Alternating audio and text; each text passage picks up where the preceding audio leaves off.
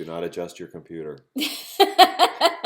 Hello, farm schoolers. This is Farmer Cindy and Farmer Rich. Mm-hmm. And this is how we feel after 2 weeks of waiting for babies to be Come born. on, babies. 3 more to go. 3 more mamas to go yet. Taking our time. But yes, we really need some sleep at this point. So we're excited to share with you today, but because of the weather, we decided we would tape farm school ahead of time.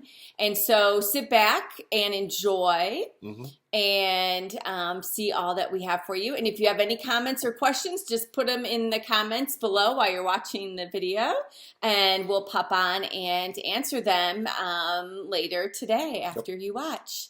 All right? Enjoy. Watch with big eyes.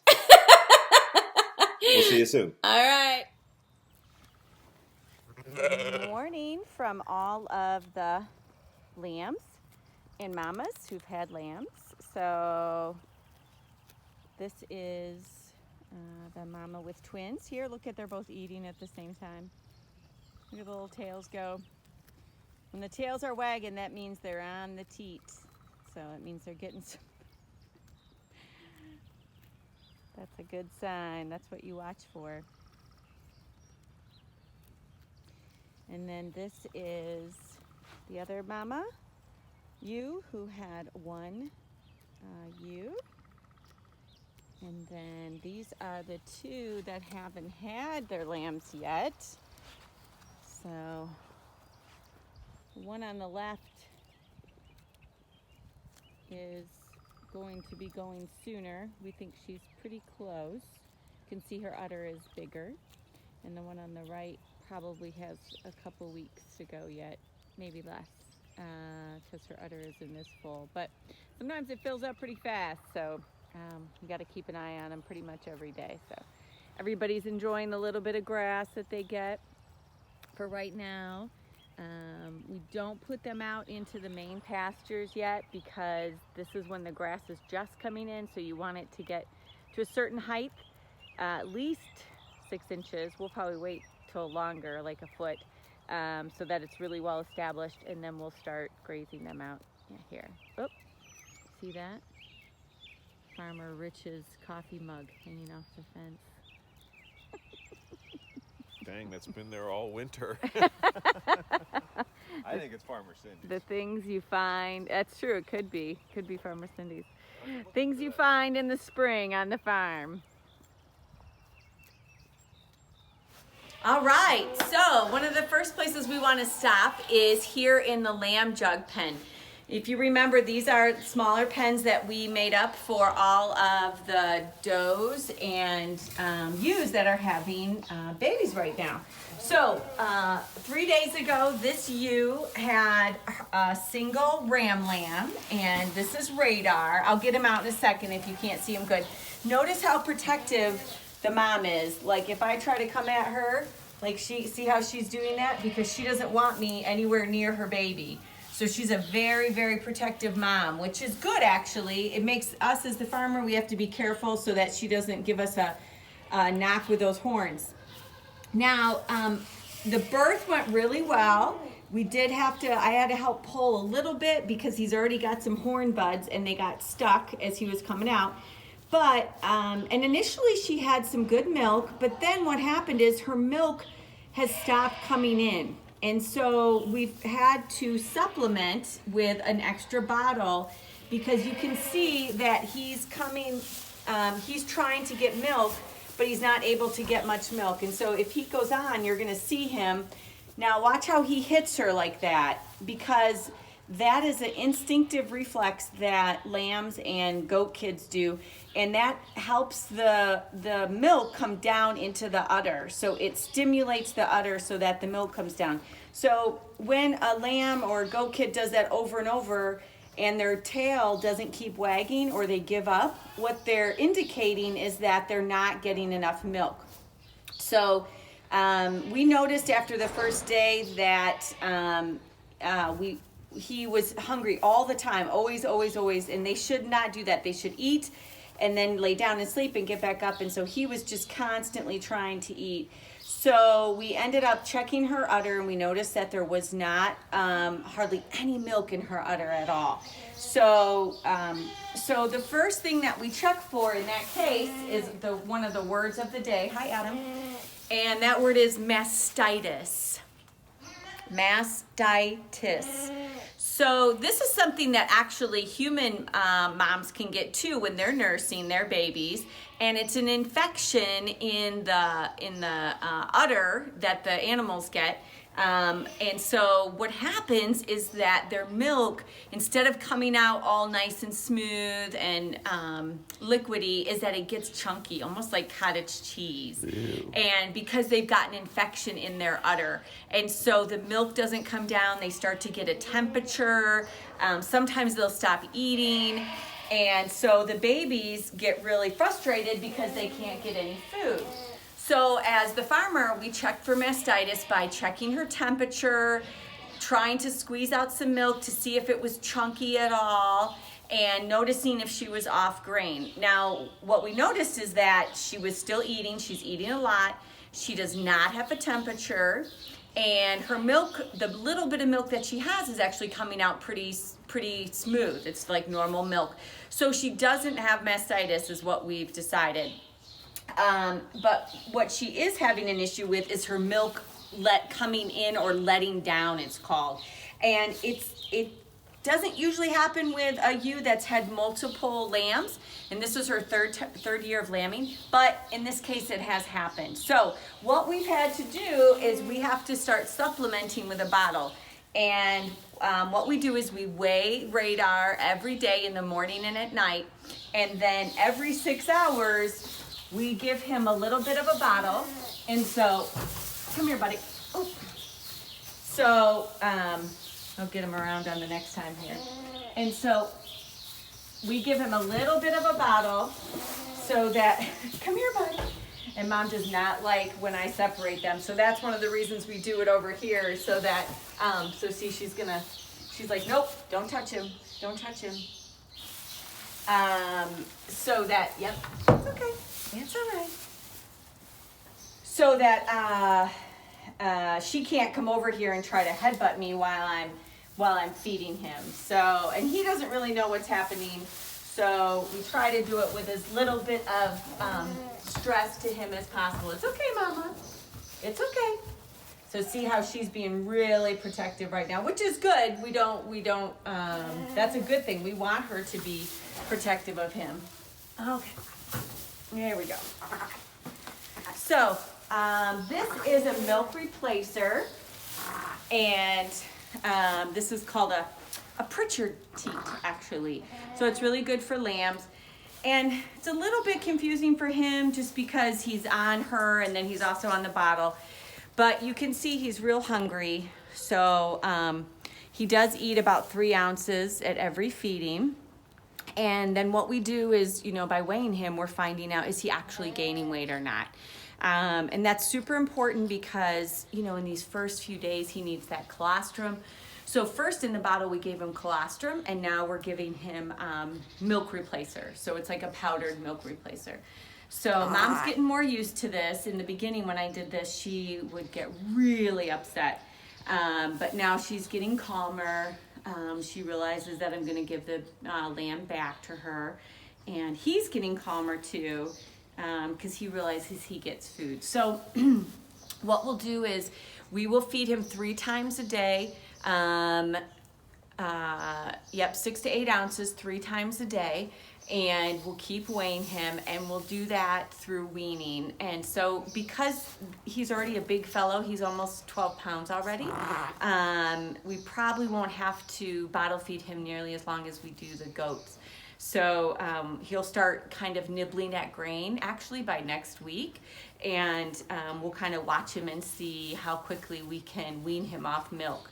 And we'll put him on that bucket feeder that you guys saw that we used for the kid goats after a few more days, and that'll be a lot easier than the bottle actually for us and for him. So yeah, so other than that, he's super healthy. So This is just something as the farmer, you know, you don't want a bottle baby necessarily, but when it happens, you have to be willing to take care of them and do what it takes. And so we definitely want to give him every chance to be healthy and to do well. So yeah, and you can see he's a gorgeous lamb. So we told you that the sheep are Scottish Blackface breed, but this guy is actually a cross of two breeds, Scottish Blackface and Valais, V-A-L-A-I-S. And that is a pretty rare breed that we are starting to breed here at Cardinal Farms. So he is about 25% Valais and 75% Scottish Blackface. And one of the ways you can tell that is see how his wool is super curly, and that's one of the breed characteristics of the Valais sheep. And so they have awesome wool. And so you can see he's got really big horn buds. This is one of the reasons that I had to help pull him out of the birth canal, because these kept getting stuck on the mom. How would you like this, Mom? If your baby had horn buds when they were coming out of the birth canal. So we kind of helped the mom out a little bit when he was coming out. So you can see how hungry he is. He's really happy to have the bottle. So why don't I finish this, and Farmer Rich, why don't you go show them an update on the chicken tractor? I'll do that. Hey Farm Schoolers, so this is Farmer Rich, and this is the work I did yesterday on the chicken tractor. You can see it is starting to come together. We have the mesh floor is all installed now, and that is so the poop will not collect on the floor, but it'll fall on the ground and become really good fertilizer. And then this is the frame. So the tractor will have 3 windows on each side, 3 big windows. So you see where I built the frame for each of the windows, and they will open up and let in the cool air in the summer. And then we'll close them in the winter, and they'll keep out the cold. And in the back, this section, one side will have a feeder on it, and one side will have the watering station for them. So we'll be able to access both of those from the outside, so we don't have to go into the tractor very often. And then in this back opening, this is going to be where the brooding boxes are. So we'll build a little bump out, and that will have boxes where they can get in and lay their eggs, and then we can collect them from the outside of the tractor. And you'll notice there's 2 tall things here. That's going to be the door.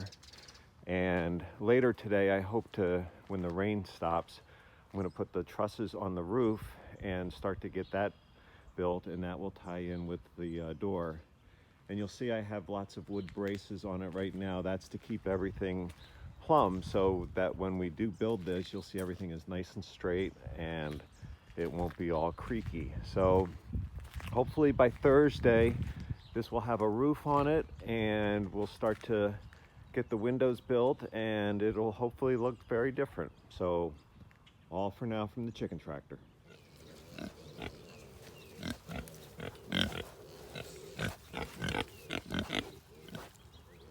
All right, so we're out here in the pig pen, and these are the new babies we showed you last week. Look at how already they're starting to play, fight. They're really going at it.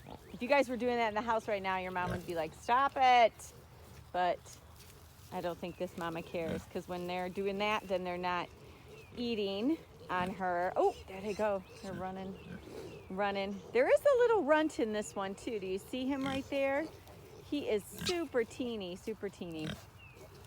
So we wanted to update you, first of all, on these piglets who are all doing well, and their mama's doing well. But what do you notice is different about the other ones?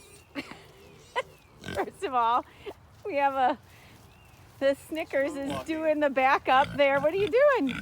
What do you notice is different about where Snickers is compared to where she used to be? That's right. We took her out this morning because it was time to wean her piglets. And so that is another one of our word of the days. Ooh, how convenient, Farmer Rich, is weaning. So weaning is the process of when you separate the mom from the babies because it's time for them to be on, they're not happy about it. Time for them to be eating exclusively food other than the mama's milk. So it's different. It's a different time for every animal.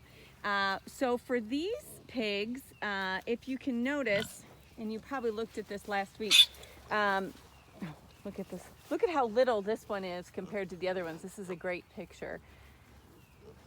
So these new ones are about 3.5 weeks younger than the other ones, yeah. But look at how incredibly different in size they are compared to the ones that were just a little bit. It's crazy to think they'll be as big as those in just a few weeks. So that's pretty crazy. So you'll notice that this mom, Snickers, had 10 piglets. And what we were noticing is you want to watch for when she gets to the point where she's not able to feed them and still keep her weight up and her energy. And so even though we were feeding her a lot of grain every day and she was having hay, we noticed that she was getting thinner and thinner. And so we were just at the beginning of when they would be able to be weaned. And so we decided to remove her, and she does not seem to mind it at all. It was getting to the point where, they were all 10 of these big babies were on her all the time, these piglets. And so I think she's happy, at least at this point, to be separated from them and give herself a break. And you can see now we feed them grain. So they're eating grain and they are eating hay and they're drinking water. So they're big enough and able to eat enough to be self-sufficient. They'll miss the milk. They'll definitely, the reason you have to remove the mom is if you keep her in there, they like the milk bar. So if the milk bar is there, they're gonna eat. And so we have to separate them so they can still see her and she can see them. So it keeps the level of stress low, and you keep the piglets in the same pen that they've been in since they were born. So that also helps keep their stress level down. So now we'll continue to feed them grain and hay, and they'll have this area to exercise until they get released into the bigger pen. But we want to wait until until Snickers dries up completely, so that if they were to try to nurse from her, that they wouldn't get any milk, and then they'll just give up. So look at this little guy. He's kind of like wandering around the fence trying to figure out how to get out. He's the little runt, so he definitely wants to make friends with the big piglets over here. So, all right, so if you have any questions about the piglets or comments, be sure to put them below. And that's the update on the piglets and weaning. So remember, we told you how these pigs were Idaho Pasture pigs. We wanted to show you this because now that the grass is coming out, these pigs actually graze very similar to like sheep do because of the breed of pig that they are. So instead of rooting around in the dirt and digging things up, they actually, she wants to graze on my leg. No, I don't have anything for you. Show us how you eat the grass. So they're actually out here and they're really grazing. You can see how she's eating the grass just like another grazing animal would. So that's one of the unique features of the Idaho Pasture Pig.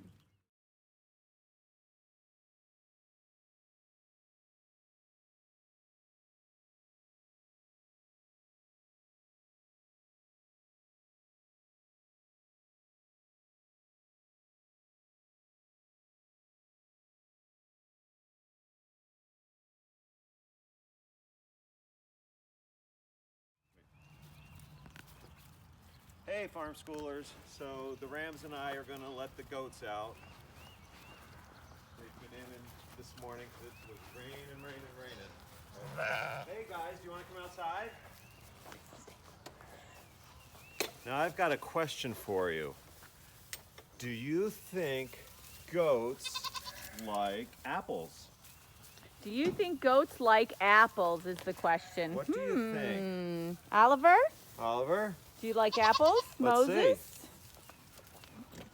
Oh. I think the answer might be Yeah. a very hearty yes. Oh, deliciousness.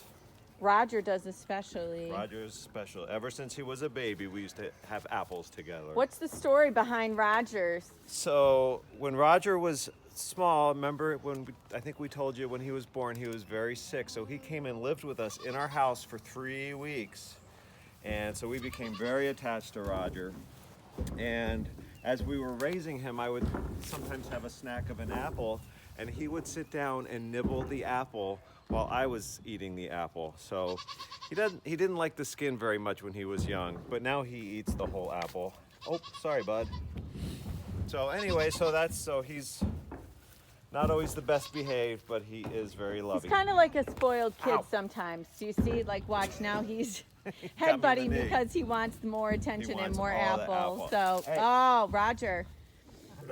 So that is something goats do because they want to be dominant. Hey, So, hey, hey, hey, hey. but it's also because Roger is a little bit spoiled. But he's also very special to us. So Yeah. we've had him even before we got this farm. We had Roger, so we're glad for him. And he's Farmer Rich's favorite goat, would you say? Yes. By far. He's not so much Farmer Cindy's, but I do like him. What's going on over here? Head scratching. Rambo is scratching his head and also probably destroying things. So that feels good on their head to kind of scratch it, which is why if I come up and I give him a scratch, he really likes that because his head gets itchy, doesn't it? Yeah. So with rams, you always want to be careful. You want to be aware, right, that they could hurt you with their horns. So we always want to be aware. But Rambo is a pretty friendly ram. So we stay aware, but we're able to be in here with him. Same with Hawkeye. Hawkeye's super friendly. Anything else you want to say about the boys today? No, but I don't think sheep like apples. Nope.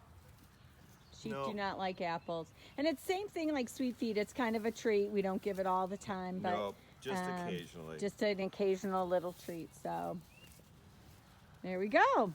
Enjoy, boys. Enjoy.